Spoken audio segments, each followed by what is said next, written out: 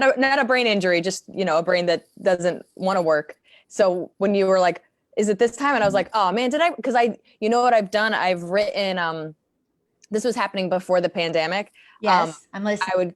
I would put in, my avails to do shows. I would write it down and I would show up to gigs a week early, a day early, a couple weeks early. Like I was so tired and I'm in my own world, and I would miswrite them. And I mean, luckily I was early and I didn't miss spots or I didn't show Yes. up late, but it's like a bad habit of mine. So as soon as you said it, I was like, did I write this down wrong? Am I crazy? I do that all the time. Like I had this car accident, and when I first started comedy, I was having to look at notes for 5.5 years. Yeah. And nobody respects you if you're a comedian looking at notes, and they don't want to know. Like if you can get on stage, you don't have a brain injury. Yeah, but you could just lie. You could be like, just encouraging notes and say, you got this, you're the best. You're like, it's not my set list. It's a little daily affirmations. That's funny. That's really funny. Facebook people, I got a surprise for you today. We have a guest here who I've looked up to and heard so much good about her. She happens to know Gladys Simon, who is like my first coach that believed in me. So we're going to be talking about that. We're going to be talking about the fact that she's been on Comedy Central. So take that. And don't be a hater. No, don't support her. We all need to be supportive. The world's falling apart. The sky is falling. For God's sake, support each other. And she has also got a YouTube sensational Self-Help Me, an album on YouTube. You got to get it. And I'm going to be buying her $5 instructional video or whatever it is. We'll find out. And it helps you be better on social media, like to get attention. I love attention. Anyway, the point being, Liz Miele's here. Can we talk about her and her life for a change and not mine? Let's see. Welcome to Comic Spot, Liz Miele. Hi, thanks for having me. Oh my gosh, I'm so happy to have you here as I knock over my light. I don't want to hear myself on a loop. I'm loopy enough. Liz Miele, what's going on in New York, my lady? Nothing, literally nothing. Nothing is happening. Our clubs never really reopened since March. We were able to do kind of outdoor stuff when the weather was better, but that's pretty much done. I've done a couple of like outdoor winter shows, and I have to say, I'm angry. Like I'm literally like, I tell them, I'm like, I'm glad you're here supporting comedy, but also I hate you. Like, it's 30 degrees out and I don't understand. So it's like, yay, but also this is the worst thing that's ever happened to me. Yes. So I'm mostly back doing Zoom shows, and I'm kind of just mentally getting ready to hibernate as a comic until the spring because, just not much is happening. Hunkering down. Yeah. In the Big Apple. Yeah. What part of the Big Apple do you live in, Liz? I'm in Brooklyn. Ah, what part of Brooklyn? I want to ask this. Cool. Yeah, I can't tell the area. Sorry. Brooklyn. That's good enough. I love Brooklyn. I lived in Bensonhurst for a year. Yeah. Yeah. I love Brooklyn. Brooklyn people are the dopest. We're friendlier than people give us credit for. Absolutely. I once dropped a $1,400 check on the streets of Brooklyn. And I thought for sure somebody would endorse it and cash it.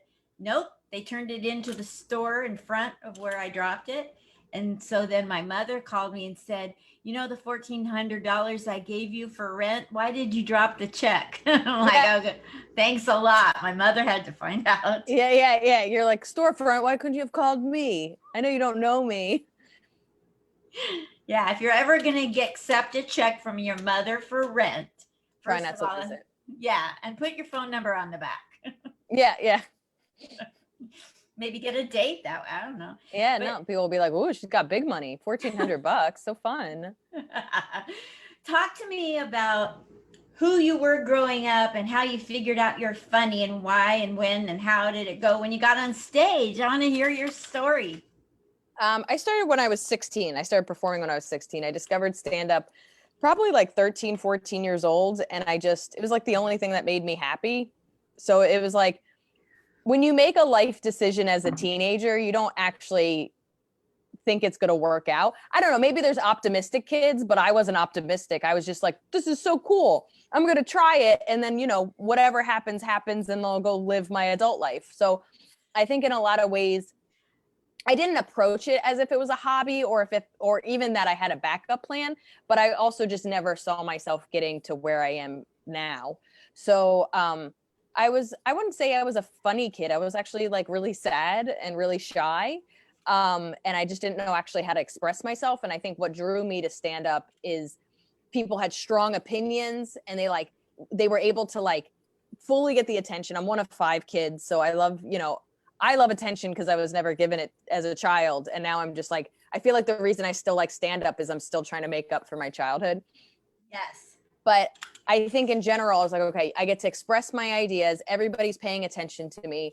I get to be funny, which was always valued in my family. And I think my mom's really funny. And now all my siblings are really funny.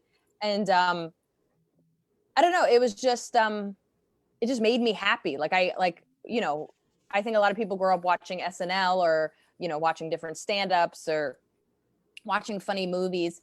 And to me, those experiences always made life better.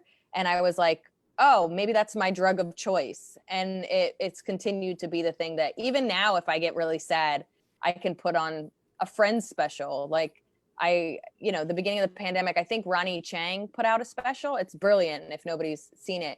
But it was like, it just felt nice to I'm supporting a friend. I watched his special. It was so good. And I was like, me and my roommates were like, I feel good. Like, it was just like, we were all scared. Everything during the pandemic was weird and scary and nobody knew what was going on. But for this brief moment, for these, this hour, everything felt okay. And that's kind of what I always liked about comedy is that, you help people kind of get out of their, either stressful bubble or doom and gloom bubble or, scared bubble. And you let them just have this moment where they get to like kind of make fun of themselves and see themselves in your perspective. Yes. Yes.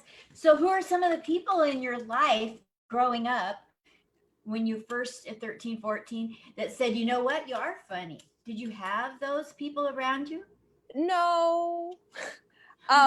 People didn't really start to tell me I was funny until I started like doing stand up because like I said, I was really shy. And like I would quote SNL sketches or Paula Poundstone or you have Sinbad behind you. Like I loved Sinbad growing up. Like, so I would quote the specials of, and jokes of comedians that I liked, but I wasn't funny. I might've been like a little weird, but it was so hard for me to get out of my shell that it wasn't until I started writing jokes and trying to be funny and doing some version of myself on stage did different people in the community or different people in my life say like I'm funny.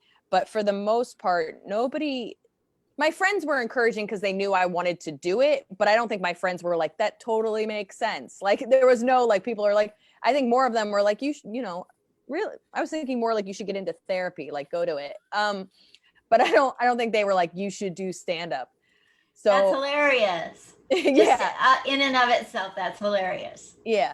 So it took a while before I think I believed I could do it, let alone other people believed I could do it. Awesome. So who do you think I watched your comedy and I wrote down the name of a person whose comedy style I feel you're similar to. And I just want to see if anybody's told you your comedy is similar to another comedy, not meant in a negative way, meant as a total compliment to both of you. I don't know. My comedy's also kind of morphed a lot. Like I was more deadpan when I first started. So I got kind of more of that like Mitch Hedberg vibe. I loved him as well. So I'm sure he influenced me a lot. And I was really scared to kind of talk at the fast pace that I do now. So earlier me kind of was more a deadpan version. And then now my true self, my very ranty, crazy self. But I don't know who I would be compared to. I can't see. Oh, I do love her. Taylor Tom. She's very funny. You are too. You're just as funny and just as great at presenting material as she is. Yeah, she's very talented. Yeah, I don't know her like personally, but she's a very talented comic. I know her personally Yeah, that's great. because she doesn't know who I am, but I know her personally. I was at a club a couple times when she was there at the beginning of my career. That's Yeah, it. nice. Yeah. But no, when you're doing your comedy, you present your premises and you deliver your punchlines. Nothing you're saying is like what she's saying. Don't get me wrong. But I see a lot of the stage, not persona, the presence and the Yeah, delivery. she's very talented. Very talented. And you are. You are very talented. And you're getting recognized being on Comedy Central. Talk to me about that, Liz Miele. It was just like a couple of different shows. The first time I was on television, I did Live at Gotham, which was like, it's my first experience, so I was super nervous, and it was always my goal. I grew up watching Premium Blend, which is like that showcase show version of comics, and Live at Gotham was like kind of my graduating classes version of it, and so it was just a really big deal for me to get on it. And then the last couple of years, there's been a show on Comedy Central called This Week at the Comedy Cellar. And I've taped a couple of different things for that. I think I had a couple of jokes air on that. So it's been like sporadic throughout my career. And, any kind of exposure is helpful.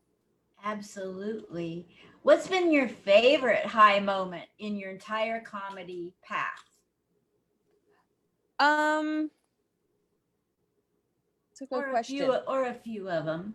Yeah, honestly, it's just being able to perform in like being able to perform for my own fans, having a fan base in general, performing with my peers, like people that I grew up watching, um, liking what I do, being sharing a stage with them, sharing a show with them. So like I'm a big Ted Alexandro fan, and we're friends now and we do shows together. I used to run a monthly self-produced show with my little sister called the Miele Sisters variety show, and like he would come on that. Like situations like that, or I've done web series and different comics have been in my web series. Really, it's been about these people that I admired and respected, being able to work with them and for them to like what I do and to see me as a peer. So I think it's more like a thing that's built up as opposed to like this moment, doing this show at this time. I get it. Totally understandable. So, what's been like the biggest thing that you learned that you didn't have any clue you'd be learning? Yeah, I think there's so many things I've learned. I think I remember starting out, I was so obsessed with like how do you make a set flow, like how do you you write these different jokes, but like how do you link them all together, how does it be this like kind of story arc hour-long set? And I was obsessed for years and I couldn't figure it out. And then of course you do it long enough and you're like, oh well, you don't have enough material. If you write one joke about a donut and you write one joke about a breakup and one joke about a turtle, yeah, it's kind of weird, they don't all fit together. But then once you write an hour or 2 hours of material, you can start pulling stuff, you can figure out little lines to make them go in together. You start to write a couple of breakup jokes and now you have a breakup chunk. Like it just took me so long to realize that some stuff literally just can't be discovered until you have enough material and experience. And so now I know that if I ever am in a place where like things aren't linking up, it's just because I need to write more or I need to move stuff around. I love that. That's great advice for newer comics that might be watching too. Yeah. Perfect. So you do a lot of things in the comedy world. I was spying on you a little bit. I'm a boomer, so I feel guilty about it, but I'm doing a little research, and I'm a novice, so it appears to me I don't know much about a computer. I thought a web was something a spider did, but I was looking up you, and I think you do a couple different shows or podcasts. Yeah, so I have a weekly podcast called Two Non-Doctors. I do it with another comedian, Maria Shahada. She's American, but she's based in London. So we started together. We've been friends for 15 years. And so I was actually in London staying with her when I was performing over there, like right before everything got shut down. So she was supposed to like open for me in like Germany and Sweden and Switzerland. And then everything got shut down and I had to go home. So like as I'm getting on the plane, I'm like, we should do a podcast. Like I was like, I don't think we're going to be working for a while. So we started it pretty quickly. I came home, had a couple of days to like buy groceries, adjust, and then we started recording it and we released our first one at the end of March. And we've been doing that weekly ever since. And then what day, what time is it on Eastern? Oh, so we release it every Tuesday at 6 a.m. Eastern time. Okay. So that's every Tuesday we release a new episode. And then I do another podcast with the Jed Foundation. It's a mental illness awareness and suicide prevention charity. And that one's a little more sporadic, but I linked up with them, I think like 2 years ago, and they usually have like mental health advocates that I interview about their experiences. So like, a baseball player that's been open about his anorexia, or a WWE wrestler that's open about being bipolar, or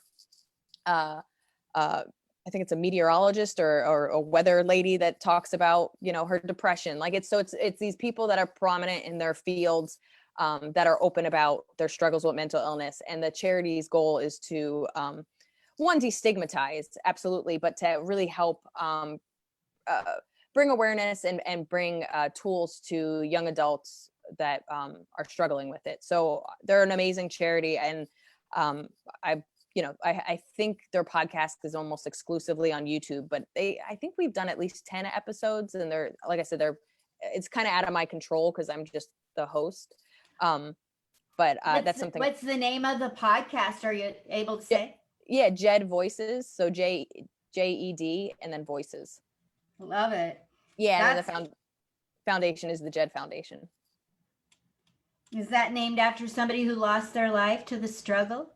Well, yeah. So it's named after the son that committed suicide. Got it. Yeah. That's an awesome cause. They're really amazing, and I feel really fortunate to work with them. Let me know if you ever want to interview a 69-year-old military veteran with PTSD from military sexual traumas. Oh, I'm sorry to hear that. That's okay. But it's helped make me have a file this big at the VA hospital. Oh, wow. So that's good, right? More comedy. Yeah. Everybody, the bigger the file, the bigger the laughs. That's what everybody says, right? I love that. So Liz, you have two shows, and do you have those in podcast form, and where can people support you on that? So Two Non-Doctors, you could literally find anywhere that you listen to a podcast, plus YouTube. And then the Jed Voices, I think, is only on YouTube. I got it. Yeah. And then what else do you have that people can follow and support? I tell people to follow me on all the social media. So Instagram, everything is at Liz Miele. So I post a lot of videos, like clips of my stand-up, clips of my podcast, a lot of cat pictures. I always say, if you don't like cats, don't follow me. Every Saturday, I post a cat picture for Caturday. I'm an amateur cartographer, and everybody's kind of used to the fact that like we'll be walking down the street and I'll just be like, shut up, there's a cat. And then I get like, literally, I'm like laying on the ground, taking a picture of a stray cat, trying to make it my friend. So like, I love all the bodega cats in New York. And there's my super feeds a feral cat that's always on our kind of front lawn area. And you call the feral cat Will? Okay, nice, smart. I think I call him Chester. I gave him like a douchey name because he never wants to hang out with me, but I just think he's so rugged and beautiful. I'm like, I don't want to date you either, Chester. But yeah, my mom's a veterinarian and she's a cat specialist. So I've always been a little bit of a crazy cat lady. So that's a big part of my Instagram. But yeah, so I always say you can follow me on social media for clips.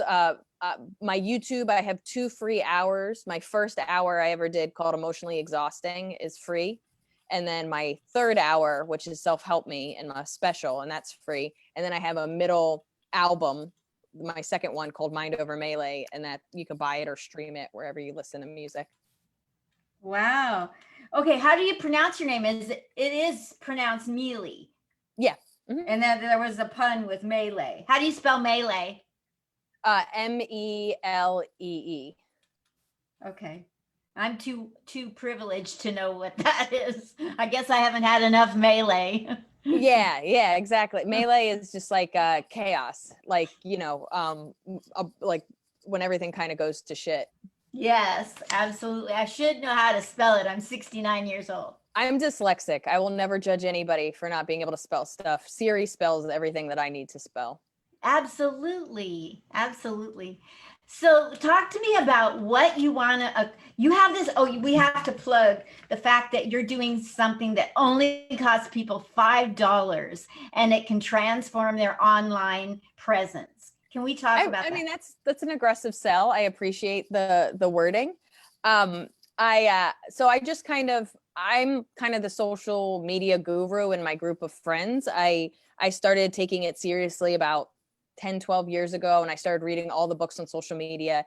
And then I just kind of kept up with it. And I always struggled, I don't have the same amount of TV credits as a lot of my friends. I don't have the representation at the time that my friends had. And so I just felt like if I wanted to accomplish my goals, I had to take my career into my own hands. So it made me start reading like Gary Vaynerchuk and Seth Godin and Ryan Holiday, like a bunch of these people that talk about PR and social media and just businessy stuff. And I always liked creative business. My parents, they sold it, but they used to own an animal hospital. So not only were they veterinarians, but they were business owners. And it's a different muscle in your creativity toolbox. And those are probably not the right analogies, but Get it. But I enjoyed it, and I read a lot about it, and I would experiment. And the hard thing about a lot of social media books is they're going towards like maybe small businesses or big businesses. So it's like Colgate, how's Colgate gonna use Instagram? Or, I have a small boutique in Santa Monica. How am I gonna use Instagram? And it was always so weird to be like, but I don't have jewelry or toothpaste. Like, what am I don't know how to use this. And so I had to do a lot of like, you read the material, but you have to transfer it to being an artist, selling your own stuff, selling your brand, all that kind of stuff. And I had to do a lot of mental gymnastics and experimenting. So I kind of feel like I'm the middleman to a lot of my friends, where I take the material I have and I filter it through what I've learned on my own about what works specifically for stand-up comics. And so I've thought about, and I help a lot of my friends, especially like a bunch of people launched albums this year because, there was nothing else to do, and none of us were touring and making money. And so I was like, well, what's a way that I could kind of get my time back, but also kind of help other people? So I just, I kept it super cheap because comics, we're all hurting right now in general, but we're not known for having a lot of money.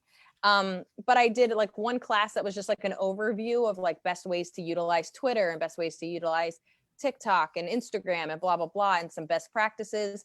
And then that went really well. So I did a deep dive into YouTube. And now I think January 5th, I'm doing a deep dive into like TikTok. And like, I'm not a guru. I'm not, I'm just a girl who found that utilizing these apps made it easier for me to make money and connect with my fans and be able to do what I love, which is stand up. And I want to help other people get the freedom that I was able to get without needing an agent, without needing a manager, without needing to be on TV. So this is such a difficult business.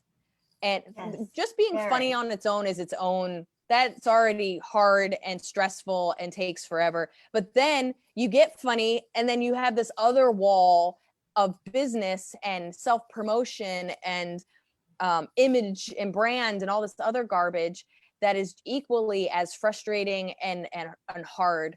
And I just wanted to make at least that part easier and make that a little bit more digestible, and also just kind of empower people that they don't need these middlemen anymore to connect with their audience. And that's your whole job as a comic, is to be able to perform and connect with your audience. Got it. And the role of a comedian has changed because of the onset with social media. So now the onus is on us to promote ourselves much more than ever before. I agree. Yeah. Right. Mm-hmm. So the $5 that someone pays to get your expertise is per avenue, like $5 for the Instagram deep dive, $5 for YouTube. Yeah. Yeah. So I have them now as like unlisted links on YouTube. So I just tell people if they want them, they can just Venmo me $5 and tell me it's for the social media thing, and it's $5 per class, and I just send it to them. It's really just I'm not out here pretending I'm gonna change your life. It's just stuff that I've learned for myself and things that I think could help other people. Yes. Well, it comes very highly spoken of. And Yeah, I'm I know glad. that it's making a big difference in at least one person's life. And That's all so I that's ask. huge. Yeah. Yeah. And that's like you were talking, that's the thing about sharing information with a pure heart. When you have gone to the trouble to know it backwards and forwards and you're willing to share it, it does have a cost. It took you Yeah. time, and Yeah. it does have the ability to help people. Maybe transforming it was overselling it, but Yeah. Yeah. Yeah. I just I'm want people to authentic. lower their expectations. Nobody's, you're not going to become a viral YouTube star after watching one of my classes. It's just giving you stuff to think about and making some changes that could make an impact in how your videos are seen or how they reach people, or just growing your subscribers, what have you. I can't wait to get it. And when I get off of here, I'm free until 5 o'clock my time. So I have 4.5 hours. So I'll be Venmoing you $15 for all three links. Is that right? It'll just be $10 for the first two, and then I'll send you a link for how to be able to see the third one. Got it. Yeah. Fabulous. I'll do that by Venmo. I've got your Venmo. So should we say your Venmo, or should people look you up and find it from you? Everything's at Liz Miele, but yeah, it's probably better Got it. to reach out and ask for specifics, but yeah. Perfect. So what else do you want from people? Where can people follow you or support you? What do you have coming up that they can look forward to? Artists have like 15 things going at once. Yeah, so I have a book about cats because I'm a little crazy cat lady. So I have a book called Why Cats Are Assholes coming out March 2021. So that's written, it's already pushed out, and it'll be out in March. And yeah, I just I would say probably the podcast and the book are the things that are coming out most frequently or soon. And then hopefully I'll start touring when things get better in the world. And I guess the spring, summer, fall, I have no idea. When you tour, let's say we're in February and there was no sign of COVID, or no, people ignored it. So back in February, where were you scheduled to tour? In February, I was in Montreal, Toronto, Atlanta. Wow. Texas. Those are huge. Yeah, I think Texas. I can't remember. But yeah, I was like just beginning my 2020 tour, and I already had like 30 dates lined up, and I was working on more of them. And then I was in March. So end of February, I headed to Paris. I did Paris for the first time late February, early March. Then I did London, and then like I said, I was headed towards like Germany and Sweden and Switzerland. And then I was going to come back and do more US stuff. So everything just got canceled and gone. And I'm sad. And, this year has been sad for a multitude of reasons, but losing gigs and not having money I came out less hurt than most people. So I'm grateful. Great. So I have a question for you. Since I'm a military veteran, have you ever done comedy for the troops? I have. I've done, I think, 5 military tours. Yay! Yeah, I can't remember how many individually, but I've done Cuba twice, Turkey, Jordan, Egypt, Kuwait, Marshall Islands, Alaska, Italy. I feel like there's more. I feel like there's 1 or 2 more. But yeah, I've done all over the Middle East and Europe and Cuba, like I said, Cuba is the one I think I went to twice. But yeah, I'm very grateful. I think I'm very aware of how lonely being away from your family is, and doing your job away from others, and especially like I remember we were on a closed base in Jordan where like they had 3 restaurants on the base. They couldn't leave the base. Basically one of the troops was like, you either get fit or you get fat. Like those are your options. Like people are almost bored out of their mind. And they were just so excited that we were there. Like they were just really grateful. And that just felt really nice because I think what I do is frivolous and silly most of the time, and for somebody to be like, oh, this, like I was looking forward to this all week and this is the thing that I was most excited about, like they're just really grateful. And I'm I'll be jet lagged for grateful. Yes.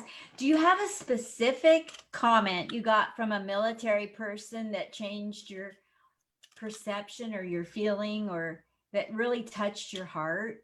I do. Yeah, I don't know if I have. I feel bad. I don't know if I have anything like specific. It's just like people being really grateful and happy Yes. that we're there, and just It's such a great thing to do, Liz. Oh my yeah. gosh. Because when I was in the military, 3 years, not one entertainer came by in three Wow, where years. were you stationed? Hanau, Germany. Oh So wow. like it's Nebraska of Germany. Flat, Wow. nothing going on. Yeah. Yeah. And so when anybody does entertain the troops, it makes me almost want to cry because I remember 3 years you're over there with other people from mostly from the South, like Southerners that are in the military, and you're lonely in another country. And when somebody, like if somebody from America would have come over there and told jokes, oh my gosh, I still know their name today if they had done that. It's such, I'm sure you have fans that you've done comedy for with military tours that are never going to forget you ever. Actually, a fan came to a show in San Antonio. I don't think he was on the base, that like I don't think I performed for him, but he knew that I did military tours. So he made me like the Velcro thing with your name on it. He made me one that says my name and another one that says #Caturday, because he knew I did that every Saturday for. And he's like, I don't even like cats. I don't even think I know what that means, but I asked the lady to print it. It was really sweet. Oh That was my like that God. was like a really nice moment. Oh, that's so cool. Yeah, awesome. When in your tours, did you ever feel like your life was in danger? Like military tours or any tours. Military, mostly military, yeah. I know Um, some people who have done comedy for the troops have felt that. Never on the base. Like I never felt scared on a base, but like, we were in Turkey. Like there was a bus bombing in Istanbul the day we arrived in Turkey, and we were in Izmir, which was I think 2 hours away, maybe via plane. I can't remember. This was like years ago. But like we were supposed to do all this touristy stuff because like that's one of the cool things about like you get to go to places you might never be able to go to or you wouldn't have thought about going to, and then they'll set up like a military guide and tours and you get to do cool stuff. And everything had to get canceled in Turkey because there was a bus bombing and it was too dangerous and they didn't want Americans to be there. So we were just kind of stuck in Izmir with no guide, with nothing to do for like 4 days. But it ended up being really like I was a little spooked, but like then I walked around Turkey and it was like beautiful. I found like there's stray animals everywhere, stray cats and dogs everywhere, and they're well taken care of and they're awesome. So I'm out there like truly like on the ground taking pictures. People looking at me like I'm crazy because they're like these are rats, and I was like, no, they're cats that should be loved. Some of the best food I've ever had, and just really nice people, and it was just like a really good experience, but it started out really scary where I was just like, oh, maybe I've made a mistake. And then, Egypt, I wasn't really allowed to kind of go anywhere by myself, especially as a woman. So like, even like our military guide had to like walk me to the bathroom, wait for me outside the bathroom. I, as a woman, was never allowed to be like the butt of a line, or be by myself ever. So like that always kind of, even though nothing bad happened, it kind of spooks you out that like, I can't just wander off or walk around when I want to, because being a woman, being a white woman, being American, like there's just some stuff that like they have to make sure that you're protected, which is just kind of like a bummer. But I still got to enjoy like Egypt, and it was beautiful and awesome and just a cool experience. What was name two things in Egypt that you got to see, specific buildings or landmarks or Yeah, so like scenarios? I saw the pyramids, and there's a bunch of markets. I can't remember the names of them, but like cool markets that we went to. And I mean, really what I remember is, it was 108 degrees, and we stopped on the side of the road to get watermelon juice. And it was the best. I've never had anything like it since. It was the best watermelon juice I've ever had in my life. And every time I have a watermelon or watermelon juice, I'm trying to get back. And I was like, do I need to, is it their produce specifically? Was how hot and, gross it was there, like clammy there? Like, I don't know. Was it just like, was I parched that day? But it was just, that's what I think of when I think of Egypt, is it was the best watermelon juice I've ever had. Wow. I wonder if their watermelon tastes differently. It probably I'm sure, does have I'm a sure it's different. better. Like, I think we make, we make our vegetables and produce for size and mass quantities, as opposed to just how it was supposed to be grown. And Exactly. Exactly. So we're kind of getting near the wrap up, but I want to leave the floor open for you to say anything I didn't ask, or anything that you got asked that you want to clarify, or tell some jokes, or anything. You get to have up to 5 minutes to be Liz Miele without me badgering you. that's too much pressure. No, I actually don't think I have anything else. I'm grateful that you have me, and Yes. I appreciate it. I'm so happy to have this avenue for me not to be bored and depressed alone. And thank you Yeah. for coming on to help me today with my depression. And the more we talk about it, the better the stigma gets. So screw you if Yeah. you don't like me bringing it up. Not you, other people. So anyway, I'm going to put all of the things you mentioned onto the post of the video here, and give me a half hour to get that complete. And if you'd share it, I would love it. And I Yeah. think you're a doll. And if you ever come to Vegas and you don't tell me you're here so I can buy you a stinking cup of Starbucks with your name on it, I'm going to be mad. Okay. Thank So you so much for having me. I appreciate it. thank you so much, Liz Miele. Have a great and wonderful rest of your day. Yeah, you Thanks too. for Happy making mine. holidays. Thank you. You too. Bye.